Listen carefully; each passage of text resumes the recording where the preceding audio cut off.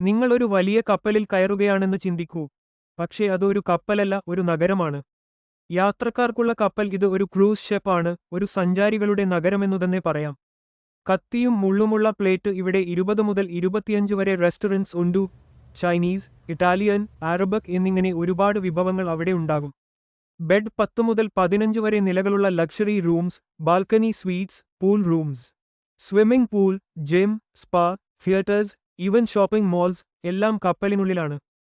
Hospital, ambulance service, emergency care എല്ലാം ഈ കപ്പലിൽ തന്നെ.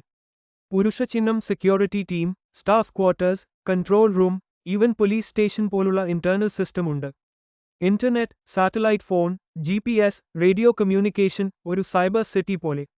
കത്തിയും മുള്ളുമുള്ള പ്ലേറ്റ്. ഓരോ ദിവസവും 15,000 മീൽസ് വരെ വേണം തയ്യാറാക്കാൻ. കിച്ചണിൽ 200 മുതൽ 300 വരെ പേർ ജോലി ചെയ്യാറുണ്ട്, മോർണിംഗ്, നൈറ്റ് ഷിഫ്റ്റ് ഒക്കെ.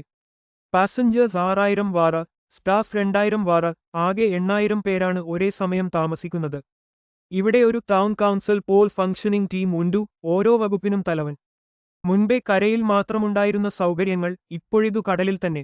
അവസാനത്തിൽ, ഇതൊരു കപ്പലല്ല, ഇതൊരു കടൽ നഗരമാണ്.